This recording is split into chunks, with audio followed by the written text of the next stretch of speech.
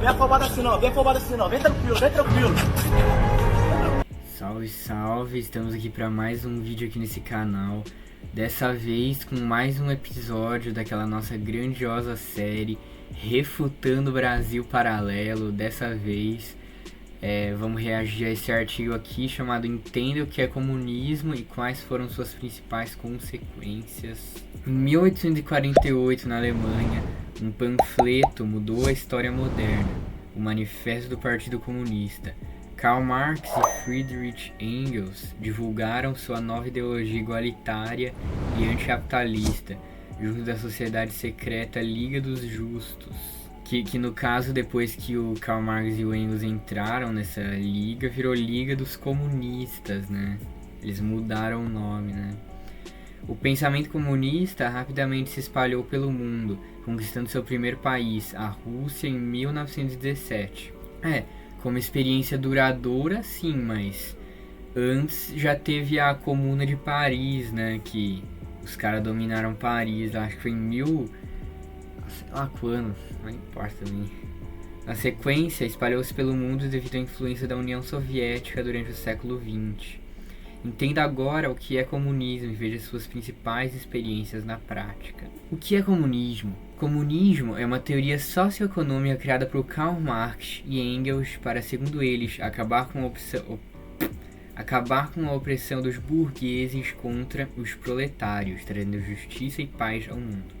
Então, sobre esse primeiro parágrafo, já tem muita coisa que a gente pode dizer, né? Primeiramente, acabar com a opressão dos burgueses contra os proletários. Não.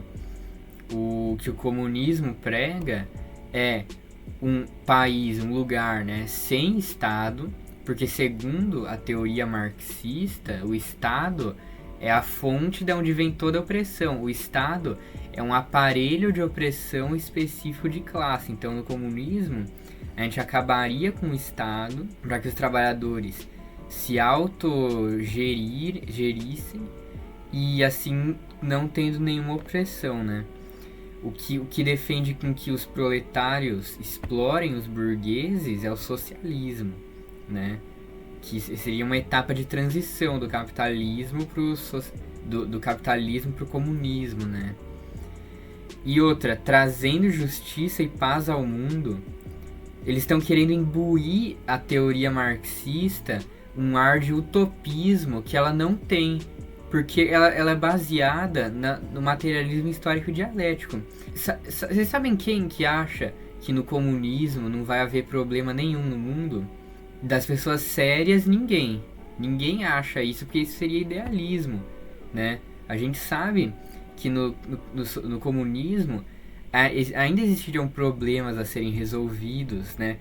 Problemas nos quais a gente não sabe quais serão, porque o comunismo nunca foi implementado em nenhum lugar no mundo, né? Mas vamos continuar lendo. A teoria comunista defende que a sociedade ideal aboliria a propriedade privada e o Estado, igualando toda a população e as tradições burguesas como família e religião. Igualando toda a população e igualando as tradições burguesas. O que eles querem dizer com isso? Não entendi muito, não. Em síntese, as principais ideias de Marx são a instituição de uma sociedade igualitária, ou seja, sem subordinação a classes superiores. Tá certo, em partes. Fim da propriedade privada e do capitalismo, tá certo. Fim da religião. Não é possível. Vontade de dar um tiro no meu cu e enfiar uma arma no meu cu e dar um tiro na cabeça por dentro. Fim da religião e dos conceitos morais clássicos, buscando instaurar um paraíso amoral na Terra. Que viagem é essa, velho? Afirma o PhD em História Andrei Znamensky, sei lá, que viveu boa parte de sua vida na União Soviética. Fim da família, levando os bebês a serem criados pela sociedade. Bom, isso aqui é uma meia verdade, né? Porque fim da família não, só não, né? Mas levando os bebês a serem criados por toda a sociedade, a gente acredita que para acabar com a exploração do trabalho das mulheres, né, nas casas, né, a gente tem que sociabilizar o trabalho de criação dos filhos, né, fazendo creches públicas, restaurantes para o trabalho de alimentação não ficar sendo só responsabilidade das mães, né? Mas do jeito que eles estão falando aqui é como se tipo, as mulheres viraram só uma fábrica de escravos do governo e agora sempre que uma mulher pare ela nunca mais vê o filho. Eles não estão falando isso, mas é óbvio que uma pessoa que lê isso vai entender dessa forma. Visão de mundo dos teóricos do comunismo. Para Marx e Engels, a história da humanidade se resume na luta de classes, está certo. Eles explicavam o conceito no panfleto Manifesto do Partido Comunista. A história de toda a sociedade até aqui é a história da luta de classes, homem livre e escravo, patrício e plebeu, barão e servo, burguês de corporação e oficial em suma, opressores e oprimidos. Estiveram em constante oposição uns aos outros, travaram uma luta ininterrupta, ora oculta, ora aberta, uma luta que cada vez acabou por uma reconfiguração revolucionária de toda a sociedade ou pelo declínio comum das classes em luta. A teoria chamada comunismo primitivo, de Marx e Engels, afirma que na pré-história todos viviam com propriedades comuns, sem família e religião. Todas essas realidades foram criadas por algumas poucas pessoas para oprimir os demais membros da população. Isso aqui eu acho que tá errado, né? Porque religião já existia nessa época, né? Você pode dizer que a religião foi usada como aparelho para opressão de classe de alguns milhares de anos para cá, né? Marx e Engels nunca provaram sua teoria de forma arqueológica ou historiográfica. Parabéns. Segundo os teóricos do comunismo, os oprimidos modernos precisam tomar consciência da luta de classes para instaurar a verdadeira justiça, a destruição dos opressores. O Manifesto Comunista diz: o objetivo mais próximo dos comunistas é o mesmo do que o de todos os restantes dos partidos proletários, formação do proletariado em classe, derrubamento da dominação burguesa, conquista do poder político pelo proletariado. Vocês percebem como eles retratam o Marx como sendo um maluco, né? Como sendo um cara que, justiça com as próprias mãos e não sei o que, né? Materialismo histórico e dialético. Influenciado por Hegel e por Engels, Marx defendeu que vivemos em um mundo onde tudo é material, não havendo sobrenatural. Vou tomar Gilma. Esse pessoal, eles deturpam tudo, eles deturpam tudo pra tentar forçar e fazer com que a teoria deles de que o Marx é anti-religião faça total sentido, né? Defendeu que vivemos num mundo onde tudo é material, assim abolem-se as noções espirituais e transcendentes. Em parte sim, porque sim, né? Mas o Marx ele nunca desconsidera o efeito da religião sobre a história, né? Sobre a sociedade, né? Defendendo a materialidade de tudo, os valores morais se reduzem à materialidade também, importando sobretudo os bens econômicos. Não há respeito à dignidade única de cada pessoa, sua liberdade, vida e escolhas. Não há respeito à dignidade única de cada pessoa. É inacreditável como eles deturpam tudo. Porque o comunismo, de fato, ele valoriza muito a coletividade, né? Que todo mundo tem que ter o mínimo para sobreviver, mas não há respeito à dignidade de cada pessoa. É muito incorreto, né? Comunismo seria um paraíso terrestre. Não, Marx não dizia isso, nenhum comunista sério diz isso, né? Uma sociedade idealizada, em prol de um futuro idealizado. Sacrifica-se o presente. Em prol de um futuro idealizado, sacrifica-se o presente. Eu não vou falar nada em relação a isso. No manifesto, Marx e Engels defendem a morte dos supostos opressores de sua época. Eles não defendem isso Que fique claro que houve uma deturpação aqui. Uma deturpação não, né? Só uma mentira mesmo, porque eles são os filha da puta. Brasil paralelo, vocês vão... No comunismo, o Brasil paralelo vai ser banido. Vai acabar. Porque o que eles dizem aqui, manifesto, é que na revolução, né? A gente vai ter a extinção da burguesia como classe. E reparem na diferença entre extinção da burguesia como classe e extinção física da burguesia. Porque a extinção da burguesia como classe seria que todos os burgueses se tornariam proletários, deixariam de explorar a mais-valia e passariam a trabalhar de fato, né? Mas o que eles estão defendendo aqui é que o Marx dizia que eles queriam matar todos os burgueses, o que é uma grande mentira. É claro que em alguns lugares houve sim isso, né, de mortes de burgueses, muito por conta do ódio que a população tinha por eles, né, mas eu não vou julgar também se isso é certo ou errado, né, porque os caras... Imagina você perder toda a sua vida explorando alguém, aí você tem a chance de fazer o que você quiser com aquela pessoa, né. Mas não é o fato é que não é isso que o Marx e o Engels defendiam, né? Mas a burguesia não forjou apenas as armas que lhe trazem a morte, também gerou os homens que manejarão essas armas, os operários modernos, os proletários. O comunismo na prática. O historiador PhD de Cambridge, Simon Montefiore, diz sobre Lenin e outros dos principais revolucionários marxistas. Lenin, Stalin e Trotsky eram homens duros. Acreditavam que para estabelecer um paraíso proletário marxista era necessário assassinatos. Guerra ocorreram em governos comunistas. Os dois maiores assassinatos em massa que se tem conhecimento são... Ai, não é possível. Vamos refutar isso aqui, né? Vamos lá. Porque, gente, o objetivo dessa série, Refutando o Brasil Paralelo, não é a gente refutar cada coisa que eles falem. É vocês assistirem esses vídeos e estarem armados com a teoria revolucionária, né? Tem que estar armado. Aqui, ó. A foice e o martelo.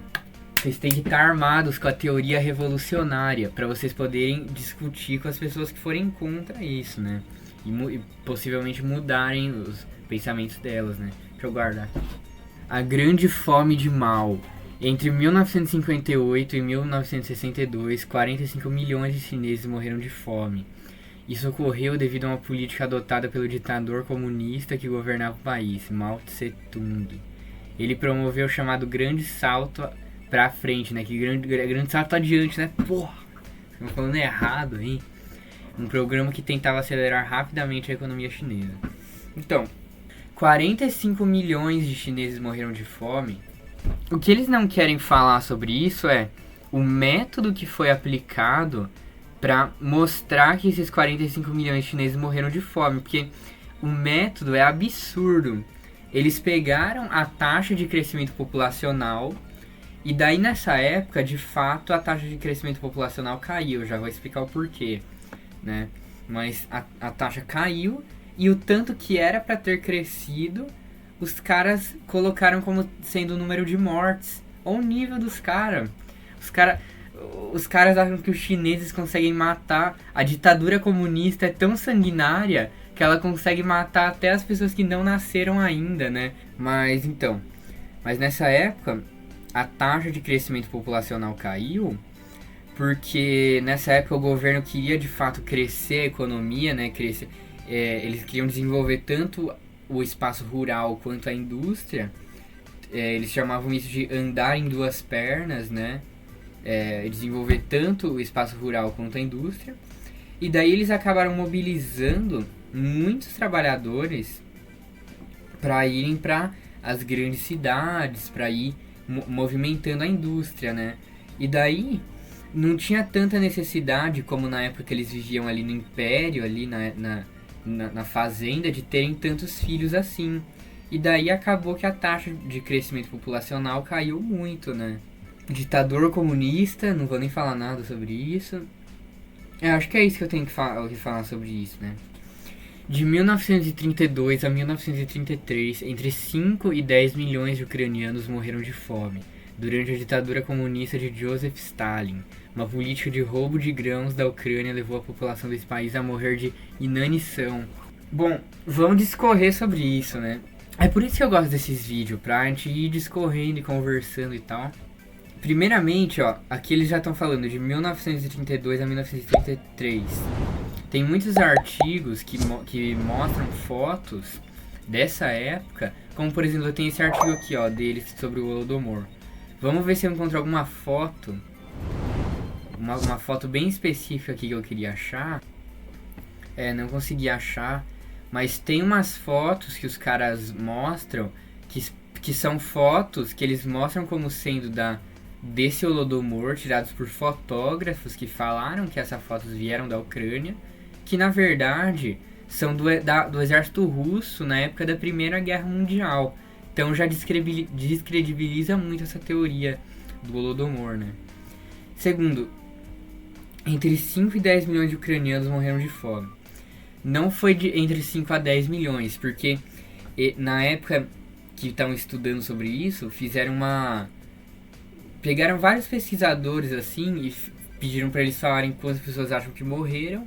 O cara que falou mais falou 10 milhões e o cara que falou menos falou 1 milhão. Então seria entre 1 milhão e 10 milhões de ucranianos mortos, né?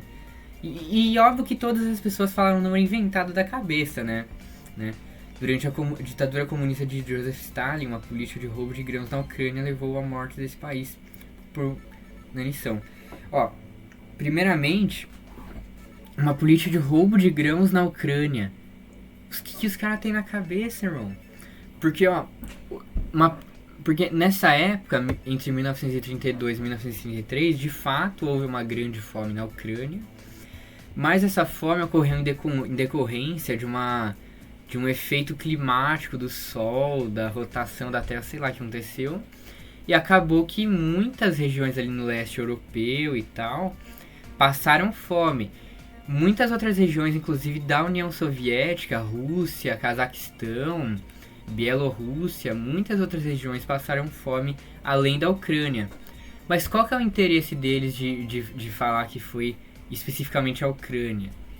Porque eles querem inventar a mentira de que a União Soviética cometeu um genocídio étnico na Ucrânia, né? O que, primeiro, que não foi um genocídio, e segundo, que não foi étnico, porque pessoas de muitos outros países morreram, inclusive países que nem eram socialistas, né? Tipo, por exemplo, a Polônia. A Polônia nessa época não era socialista, né? Outros assassinatos cometidos por regimes comunistas foram Partido Comunista de Mao Zedong. Partido Comunista de Mao Zedong, isso aqui é bom. Eles falam sempre como se um país socialista fosse quase uma propriedade privada do seu líder, né? 3.468.000 assassinados, número tirado anos. Camboja, 2 milhões de assassinados, número tirado anos. Turquia, 1 milhão de assassinados, número tirado anos, né? Nem sabia que a Turquia já foi socialista, provavelmente nem foi, os caras estão só inventando, né?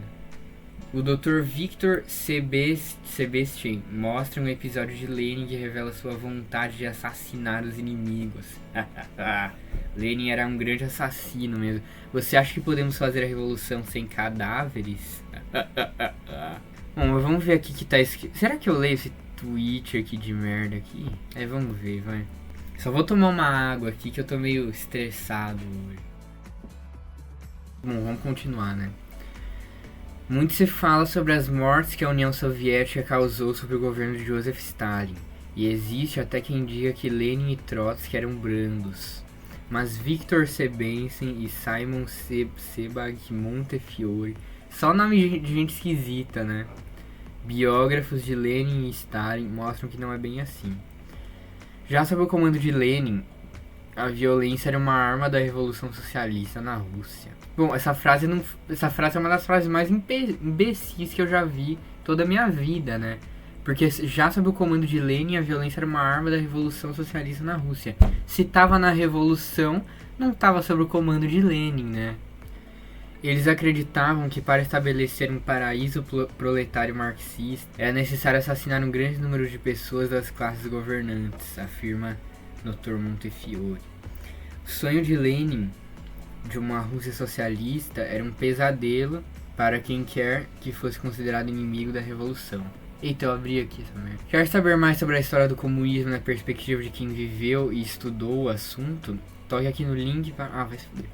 O processo revolucionário aconteceria antes da instauração do comunismo. A luta dos proletários deveria ter como ponto central a destruição do capitalismo, o combate à economia de mercado. É um ponto central na teoria comunista. Então vamos lá, anticapitalismo. Para Marx e Engels, capitalismo é intrinsecamente um sistema de exploração criado pela burguesia para enganar os proletários. Então, não só o para Marx e Engels, né, não só o capitalismo é intrinsecamente um sistema de exploração criado pela burguesia, mas como qualquer sistema onde haja Estado é um sistema de exploração, né? Porque o Estado é um instrumento de violência específica de classe, né? Criado pela burguesia para enganar os operários. Eles não precisam enganar os operários, né? É só escravizar mesmo. A teoria da mais-valia busca explicar essa questão. A teoria da mais-valia não, né? Porque a mais-valia existe, não é uma teoria, né? Notando que os salários eram desiguais e que a menor parte ficava com os trabalhadores proletários, considerou isso uma injustiça. Essa seria a fonte da insatisfação dos operários contra os patrões. Bom, tem um erro etimológico aí que eles estão falando, notando que os salários eram desiguais. Tá errado, porque o salário, o patrão não recebe salário, né? O patrão vive de lucro. Então, não tem como eles ficarem bravos porque o salário era desigual. Eles podem dizer que é o tanto de dinheiro que fica com cada um, né? Mas tá meio errado isso. Pensando na mais-valia, Marx não considerou no trabalho intelectual da criação do produto, desenvolvimento do modo de fabricação, gerenciamento das finanças da empresa, trabalho de publicidade das vendas, gerenciamento dos operários para produzirem de forma adequada e outros aspectos. E a Brasil Paralelo tá achando que é o burguês que faz isso.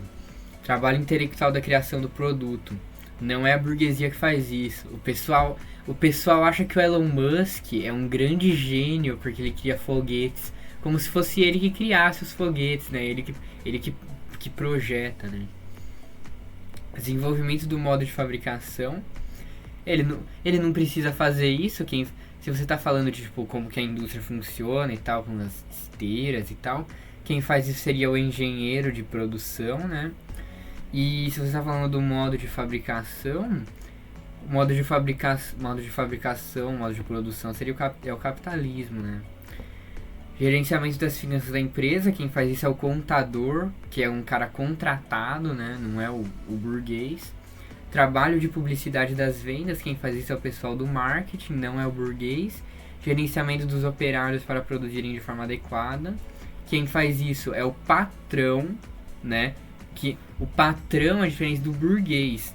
O patrão é aquele cara que gerencia o lugar, que pode até ser um pequeno burguês, que geralmente o pessoal desconta o ódio nele, né? Que na verdade ele nem é o culpado, né? Ele é só um cara contratado que tá ali pra cumprir o papel, né? Burrice total do Brasil Paralelo é imbecil. Porque pra você acreditar nisso aqui, porque pra mim eu vejo a ideologia disso aqui, eu vejo como isso aqui é errado, como se fosse vidro. Mas pra quem não tá familiarizado, é como se tivesse uma parede sólida, a pessoa não consegue enxergar, né? Então é extremamente perigoso isso, né? Apenas o aspecto braçal é considerado na teoria da mais-valia errado. Enxergando sua teoria como definitiva, Marx pensou em uma etapa intermediária para instaurar o comunismo, o socialismo. O socialismo de Marx e a sua diferença com o comunismo. Durante o século XIX, as ideias iluministas estavam bem difundidas. A partir delas surgiram novas correntes de pensamento político. Uma dessas ideologias é o socialismo, que surgiu antes das teorias de Marx. Porque antes tinha o socialismo utópico, né? Mais adequado era falar socialismos, uma vez que existem diversas vertentes dentro dessa teoria. Uma dessas correntes socialistas eram as de Saint-Simon e de Charles Owen. Eles acreditavam que o proletariado e a burguesia poderiam se entender de forma pacífica, construindo o socialismo através do diálogo. É por isso que a gente chama esses caras de socialismo utópico, né? Porque não existe conciliação entre classes que são irremediavelmente antagônicas, né? Que a história foi construída baseado na luta entre elas, né? O mundo é baseado nisso, né? Marx e Engels denominaram os autores dessa teoria como socialistas utópicos. No livro do Socialismo Utópico ao Socialismo Científico, Engels rebate essa tese, afirmando que seria necessária uma destruição violenta do capitalismo para alcançar o socialismo. Devido aos supostos estudos arqueológicos, históricos e sociológicos de Marx e Engels, os dois se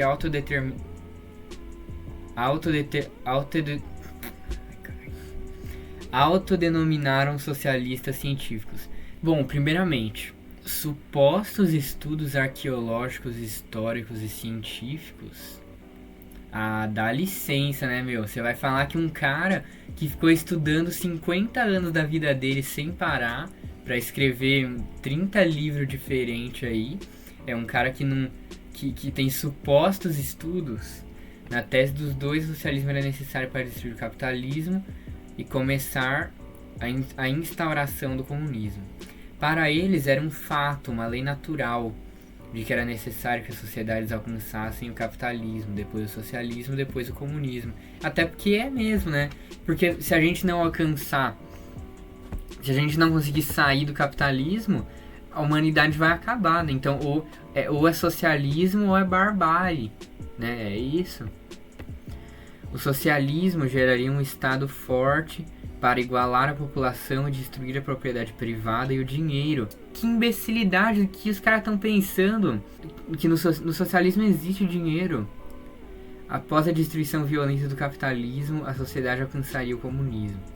Seria necessário criar o socialismo antes do comunismo para combater a alienação dos trabalhadores. Teoria da alienação de Marx. De acordo com Marx, alienação é todo tipo de dependência entre os homens. Ele não faz a distinção se a dependência é justa ou injusta. A alienação é um dos principais tópicos da filosofia marxista e pode ser desmembrada da seguinte forma: a alienação econômica, dependência causada pelo fato de uns terem propriedade privada e outros não. A alienação social, dependência causada pela diferença de classes, que é a mesma coisa que a econômica, né? Pelo que eu estou entendendo aqui.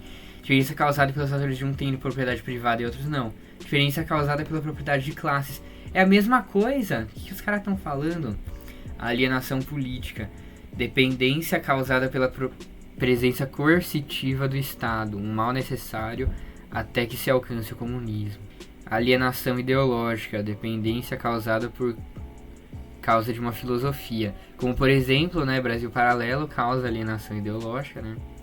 Alienação religiosa, dependência causada pela pregação de que há um Deus e pela submissão das pessoas a uma doutrina de fé. Os filósofos limitaram-se a interpretar o mundo de diversas maneiras. O que importa é modificá-lo, escreveu Marx. Bom, com certeza isso é uma coisa deturpada, né? Porque... Ou, quem sabe, até o Marx nem tenha dito isso, né? Porque... os filósofos limitaram-se a interpretar o mundo de diversas maneiras, o que importa é modificá-lo. O Marx tem 3 livros chamados O Capital, 3 volumes dessa grossura aqui. E você acha que o cara não estava interessado em interpretar como o mundo funciona? Dá licença, né, meu? O socialismo buscaria conscientizar os proletários sobre a alienação para que todos se juntassem para alcançar o comunismo. Operários do mundo inteiro, univos! Escreveu Marx e Engels no Manifesto Comunista. Na teoria comunista, realidades como a família e a religião são instrumentos de dominação e alienação, necessitando ser destruídas durante a Revolução. Bom, tem muita coisa que a gente pode destrinchar sobre esse trecho aqui. Bom, primeiramente, na teoria comunista, realidades como a família e a religião. Então quer dizer que o Brasil Paralelo não é um veículo de notícias laico, né? Eles estão assumindo que o cristianismo que eles são cristãos, né? São instrumentos de dominação e alienação. Não são intrinsecamente instrumentos de dominação e alienação, mas são sim usados, principalmente a religião, como instrumento de dominação de classes, né? Necessitando ser destruídas durante a Revolução. Não. Na União Soviética, é muito propagado que você não podia ter sua religião, cristãos eram perseguidos e tal. E sim, a União Soviética era um estado abertamente ateu, mas lá você pode ter a religião que você quiser, né? Comunismo contra a família e a religião. É intrínseco ao comunismo ser contrário à família e à religião. Segundo o livro A Origem da Família, da Propriedade Privada e do Estado, feita por Engels, com base em anotações de Marx, abre aspas, a família moderna, monogâmica e tradicional, contém em germe, não entendi assim, não apenas a escravidão, servitus, como também a servidão, pois desde o começo está relacionada com os serviços da agricultura. Encerra, em miniatura, todos os antagonismos que se desenvolvem mais adiante na sociedade e em seu estado. Bom, e você vai dizer que está errado isso aqui? A família moderna contém não apenas a escravidão, mas também a servidão. E você vai falar que isso aqui está errado. Marx acreditava que a família surgiu como uma forma de roubar a propriedade comum da sociedade para um pequeno grupo. Supostamente, antes de um momento inicial de roubo, a sociedade vivia o comunismo. Marx nunca provou sua tese de forma histórica e arqueológica. Ele não tinha essa tese. O comunismo nunca foi implementado em lugar nenhum do mundo. Antes do movimento inicial do roubo, a sociedade vivia no comunismo. A sociedade não vivia no capitalismo, mas não quer dizer que vivia no comunismo, né? O pessoal tá botando palavra na boca do Marx. É complicado. Ódio à religião. Eu não estou suportando mais. Agora vai começar o Gimo. Vou até pegar minha lata de Gimo aqui. Se bem que eu não tenho, né? Vou tomar isso aqui então.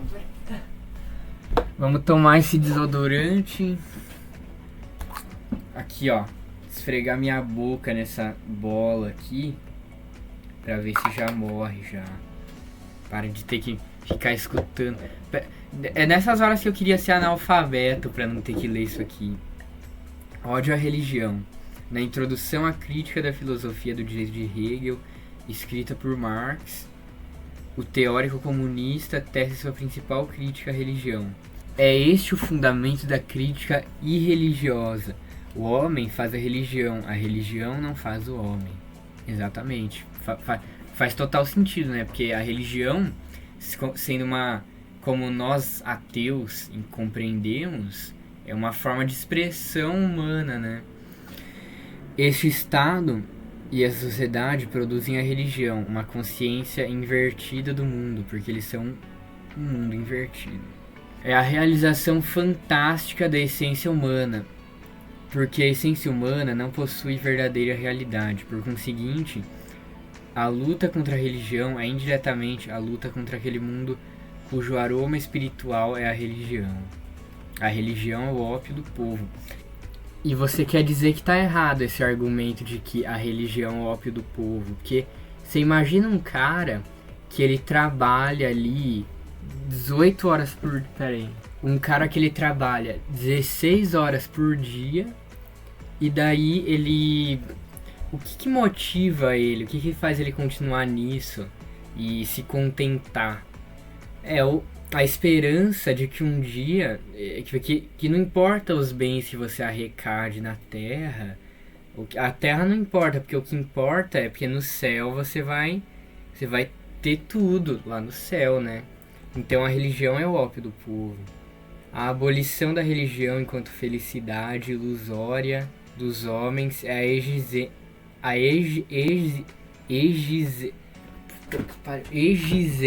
Mas eu não consigo falar isso.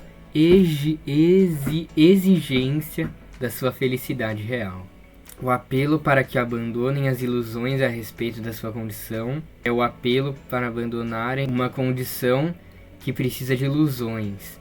A crítica da religião é, pois, o germe da crítica do vale de lágrimas no qual a religião é a auréola. A crítica da religião liberta o homem da ilusão, de modo que pense, atue e configure a sua realidade como um homem que perdeu as ilusões e reconquistou a razão, a fim de que ele gire em torno de si mesmo, e assim, em volta de seu verdadeiro sol. A religião é apenas o sol ilusório que gira em volta do homem, enquanto ele não circula em torno de si mesmo. Para Marx, a moral religiosa e filosófica é uma maneira dos burgueses controlarem os proletariados. A sociedade comunista não aceita padrões morais, apenas postulados políticos para manter o próprio sistema comunista. Mas em parte isso aqui está correto, né? Porque tem muitos valores morais que não fazem o menor sentido, que tem que acabar para a gente conseguir evoluir como sociedade, né? Como, por exemplo, que gays, que não pode ser LGBT, coisas assim, entendeu? Que se a gente não abolir da sociedade, não vai ter como evoluir. Por exemplo, que a gente tem que comer carne de vaca, que são coisas que tem que acabar para nossa evolução como espécie, porque não tem como continuar isso. Marx não acreditava em verdades absolutas nem em padrões morais. Para os proletários, a religião serviria como um alívio contra a opressão, mas um alívio que não os leva para a verdadeira realização. E você vai dizer que isso aqui está errado. Você acha mesmo que isso aqui está errado, né? Materialismo histórico dialético. Influenciado por Hegel e por Engels, Marx defendeu Peraí, mas isso aqui já não foi? Isso aqui já não foi? Não é possível. Anticapitalismo. Não é possível que eu tô ficando maluco, peraí. Isso aqui já foi. Meu, olha o nível dos caras. Os caras estão repetindo a mesma coisa no artigo. Ah, não. Peraí. Ódio à religião. Aí aqui a mesma coisa. Ah, não. Vou pular isso aqui, esse capítulo. Existia comunismo antes de Marx? A visão de alguns historiadores podem levar à ideia de que falar sobre comunismo antes de Marx se trata de um erro de análise histórica, um anacronismo. Alguns deles são Eric Hobsbawm, historiador britânico. Hobsbawm destacou em suas obras como A Era das Revoluções e A Era do Capital como o pensamento de Marx e Engels era produto de seu tempo, influenciado pelas revoluções políticas industriais do século XIX. Ele não usa explicitamente o termo anacronismo para descrever ideias comunistas pré-Marx, mas enfatiza a originalidade e contextualidade do marxismo. Ele fala como se o pensamento do Karl Marx fosse uma coisa completamente do tempo dele, né? Que hoje já não se aplica mais. Você lê o Marx e é um livro escrito há 200 anos atrás e é inacreditável como você lê ele e os problemas que ele destaca que existem na sociedade são os mesmos de hoje, entendeu? Então é um livro escrito há 200 anos atrás, mas que ainda assim é extremamente atual, né? David MacLean, especialista em teoria marxista, MacLean, em obras como Karl Marx, His Life as a Trojans, explora a evolução do pensamento de Marx e como ele se distinguiu de socialistas e comunistas anteriores. Hall Draper, em seu trabalho The Two Souls of Socialism, Draper analisa diferentes tradições socialistas e comunistas, distinguindo entre o socialismo de cima e o de baixo. Ele argumenta que o comunismo marxista, focado na autoemancipação da classe trabalhadora, É uma ruptura com ideias socialistas anteriores que não se baseavam na luta de classe. Isso aqui tá certo, né? Essa parte aqui tá certa aqui. A maioria dos socialismos utópicos defendiam uma conciliação de classes, né? Como a gente já viu aquele anterior, né? Outro grupo de pesquisadores defende a ideia de que o comunismo já era preconizado por autores anteriores a Marx. Alguns deles são Richard Pipes. O historiador defende que na Grécia Antiga surgiram ideias igualitárias e sem classes, como um comunismo primitivo. Alguns autores sugerem que Platão era um proto-comunista. Que viagem é essa, velho? Devido à sua defesa de que os bens deveriam pertencer a todo o povo. Meu, é inacreditável, né? Os caras... O espectro político do Brasil, do brasileiro, tá tão à direita que basta você defender o mínimo, defender que ninguém deve passar fome, que os caras te chamam de proto-comunista. Esse parágrafo aqui é muito sintomático de como é que tá a sociedade brasileira, né? Porque, tipo assim, vocês já viram aquele artigo que falam que tipo, a filha do Elon Musk virou comunista? Provavelmente ela não virou comunista, mas ela só questiona o pai com relação à exploração e tal. Tem gente que chama Tabata Amaral de comunista só porque ela defende o mínimo, que as pessoas devem ter o mínimo para sobreviver, né? Então a gente percebe como tipo, as pessoas falam que você tá muito radical, hein? Será que você acha que todo mundo deve ter o que comer? Será que todo mundo deve ter o que comer realmente? Mas todo mundo tá parecendo muito radical, hein? Eshan Yaster, no livro de Seleucid, Parthian and Sasanian Period. Meu, que nome bizarro que eles colocam nesses livros, né? Esse historiador defende que os Mazaces do século V na Pérsia eram comunistas.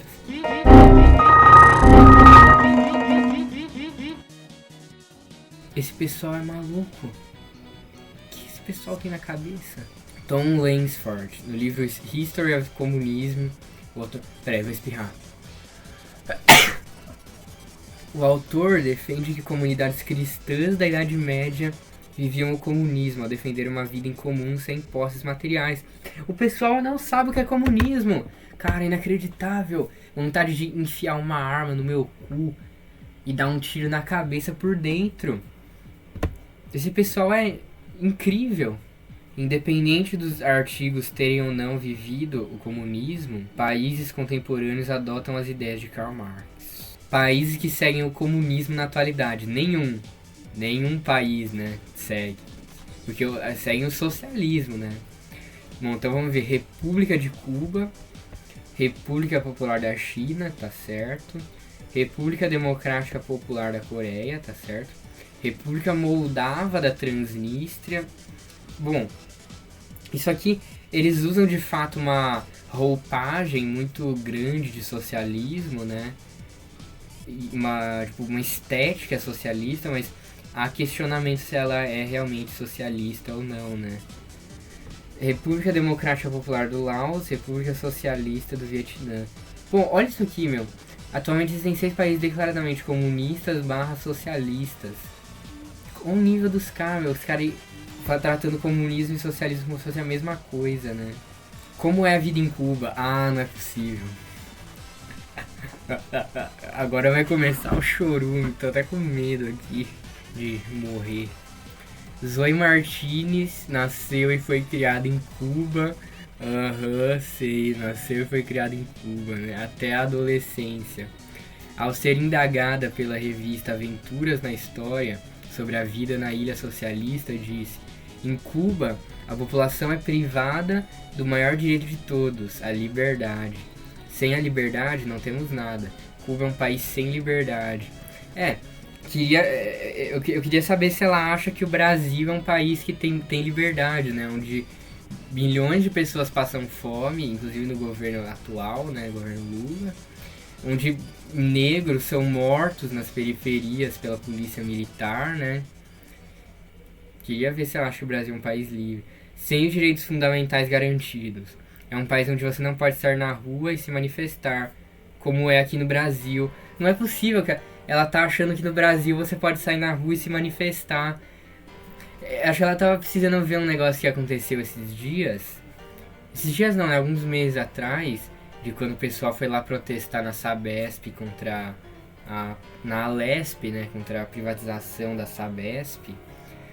E daí o pessoal, a polícia meteu o cacete lá no pessoal, né? Então, e isso não é um caso isolado, isso acontece dia sim, dia também no Brasil, né? A resposta de Zoe veio no contexto dos protestos de 2021, quando milhares de cubanos foram às ruas pedir por liberdade. Dentre as pautas do protesto de 2021, a falta de itens básicos de alimentação e saúde era uma das mais principais reclamações da população, disseram manifestantes entrevistados pela BBC News Mundo, reportou o G1. Eles falam como se o povo de um determinado lugar, só pelo fato de viver nesse determinado lugar, tem conhecimento, um grande conhecimento sobre aquilo, né? Sobre aquele lugar. Porque, para pra pensar, a gente vive no Brasil. E tem gente no Brasil que fala que a gente vive na ditadura do Xandão lulismo. Vocês vão acreditar nessa pessoa? Então, não é porque a pessoa vive no lugar que ela vai saber tudo sobre o lugar, né? Eu não duvido mesmo que tenha tido isso, protesto de 2021 sobre a falta de itens básicos e alimentação, porque em Cuba existe um negócio chamado bloqueio econômico, né? E o pessoal simplesmente não consegue ter as coisas, né? Então, e às vezes a população não consegue muitas vezes ter discernimento do que é culpa do governo, do que é culpa de coisas externas, né? Mesmo a população cubana tendo um grau de politização muito grande, né? Muito acima do brasileiro, inclusive, né? Desde a vitória dos guerrilheiros socialistas e comunistas do movimento de Fidel Castro em 1959, Cuba é governada por um único partido, o Partido Comunista Cubano. Apenas o partido pode controlar o país e o povo não pode votar nos políticos. Votar nos políticos eu já não sei, né? Mas o povo, mas em Cuba, Cuba tem muitos referendos populares, né? Como por exemplo, alguns anos atrás teve aquele do novo Código de Famílias de Cuba, né? Muitas coisas assim. Como o sistema político cubano é o comunismo, não é o comunismo, né? É o socialismo. Não há espaço para um mercado livre organizado. Os habitantes da ilha só podem receber itens básicos do governo. Para isso, cada cidadão possui uma caderneta que registra a quantidade de bens que cada família pode receber. Isso aqui é verdade mesmo. E não é um problema. Eles falam como se fosse um grande problema, né? Lá em Cuba todo mundo tem acesso. Meu, é inacreditável, né? Vocês percebem? Os caras estão falando que a população, os habitantes da ilha só podem receber itens básicos do governo. Então quer dizer que eles recebem itens básicos, mas eles estavam falando aqui que já não recebia, né? Então tá meio complicado assim, isso, né? Os caras se desmentem, mentem, se desdizem, né? Figuras internacionais elogiaram Cuba como exemplo de liberdade e organização social. Uma delas é Nelson Mandela, em discurso proferido em Cuba em 1991, disse: "O povo cubano tem um lugar especial nos corações do povo da África. Os internacionalistas cubanos fizeram uma contribuição sem paralelo para a independência, a liberdade e a justiça na África, por seu caráter íntegro e abnegado." Realmente, né? O Fidel Castro, por exemplo, ele tentou fazer uma guerrilha lá no Congo e tal, né? Os caras de Cuba apoiaram certos movimentos de independência em Angola, por exemplo, né? Então, realmente, Cuba tem uma grande influência na África. Desde seus primeiros dias, a Revolução Cubana tem sido uma fonte de inspiração para todas as pessoas amantes de liberdade. Uma reportagem da organização Fiocruz elogia o sistema de educação e o sistema de saúde da ilha. O artigo destaca a diminuição do número de analfabetos no país, bem como o sistema de saúde disponível para todos os habitantes. Fugas de Cuba. Entre 1959 e 1970, mais de 500 mil pessoas fugiram de Cuba. Em 2021, 180 mil pessoas deixaram a ilha. Mostram os dados da alfândega e da guarda costeira dos Estados Unidos. Atualmente, o país passa por uma crise econômica, com a inflação tendo chegado a 70% em 2021 e a 44% em 2023.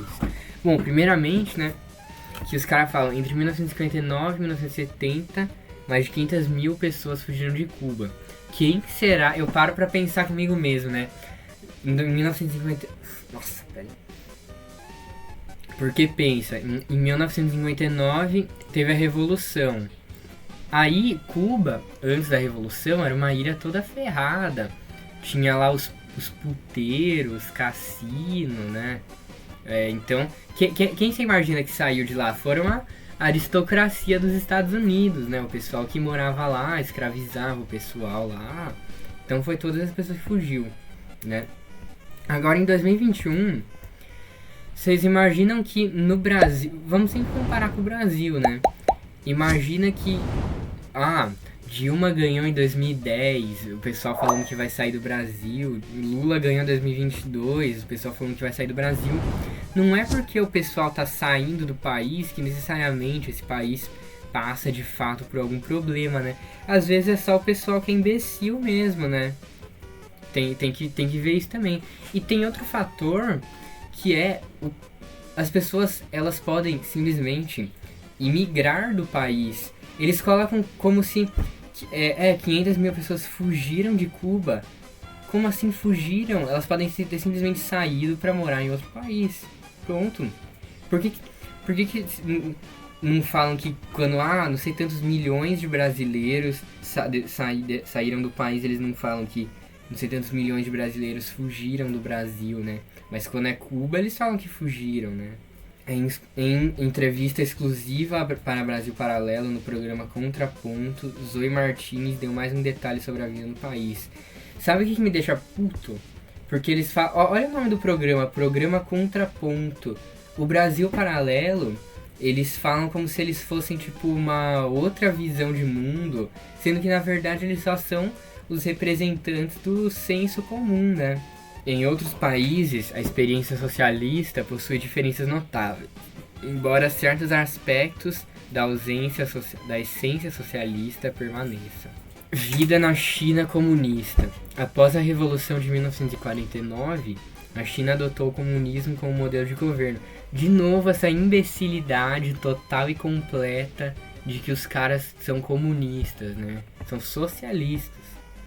A sociedade se desestabilizou após a aplicação do marxismo nas políticas públicas, levando a mais de 45 milhões de mortes entre 1958 e 1962. Eu já tinha falado isso, né? Sobre isso, né? Então vocês já sabem que isso aqui é uma grande mentira, né? A história da catástrofe mais devastadora da China aponta que a principal causa das mortes foi a falta de itens básicos do país, já que o novo modelo socioeconômico faz com que a agricultura e as indústrias não consigam produzir alimentos e bens para toda a população. Olha o nível dos caras. A história da catástrofe mais devastadora da China. Eles falam como se isso tivesse sido a catástrofe mais devastadora da China, né? Não foi quando os japoneses invadiram lá, mataram milhões de pessoas, fizeram escravas sexuais, fizeram experimentos humanos, né? Não, mas isso foi a maior catástrofe da história da China, né? Após a grave crise, os chineses abriram sua economia para receber investimentos estrangeiros sem abandonar o socialismo. O terceiro episódio do documentário O Fim das Nações, da Brasil Paralelo, mostrou que o governo chinês não abandonou as políticas comunistas no controle social e econômico, mesmo abrindo as relações econômicas exteriores. Não há liberdade de opinião nem de imprensa.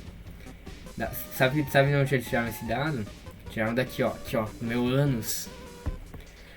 Os veículos de informação e comunicação são controlados pelo PCC. A internet também... PCC, que claro que é Partido Comunista Chinês, né? A internet também não está sob controle do Estado, afirma John Tang, fundador da Epoch Times. Mas você tá falando que não está sob controle do Estado? Mas eles não mentem aqui. Tá até estranho, né, Brasil, para tá falando verdade aqui, né? Os cidadãos da China não conseguem acessar livremente a internet. Ela é controlada pelo firewall chinês, uma espécie de programa que controla e rastreia toda a rede chinesa. Sites, pesquisas, transmissões e diversos conteúdos são bloqueados. Alguns sites bloqueados são YouTube, Twitter, Google, Facebook e Wikipedia. Saiba mais sobre a vida e o governo da China. Bom, isso aqui eu já não sei se é verdade. Se essas redes sociais aqui são de fato banidas na China. Mas, se for isso, é tanto melhor pra eles, né? Porque a gente vê o tanto que essas redes sociais causam de problema no Brasil, no mundo e tal. E, por exemplo, na Coreia do Norte, eles não têm internet, mas eles têm a intranet, né? Que é a internet interna deles, né? Eles usam as coisas lá, os sites de conversa e tal, né? A vida na República Democrática Popular da China. O acesso às informações sobre a Coreia do Norte são restritos, já que os habitantes não podem se comunicar com o exterior, afirma Jeon Baek no livro North Korea. Começou os nomes estranhos, né? North Korea's Hidden Revolution, How the Information Underground of Peace Transformation a Closed Society. Basicamente os caras estão falando assim, o acesso às informações são restritos, já que os habitantes não podem se comunicar, segundo esse cara mó aleatório aqui, né? Que baita fonte de informação, hein? Parabéns aí. Bom, eu acho que não vale nem a pena mais ler isso aqui, né? Aqui ele vai falar sobre a vida dos outros países, como é que é, né? Umas merda e tal. Bom, acho que esse vídeo já pode ficando por aqui, não vale a pena mais ler essa porcaria aqui. Se você gostou, se inscreve no canal, deixa o like e adiós, e viva a Revolução Cubana!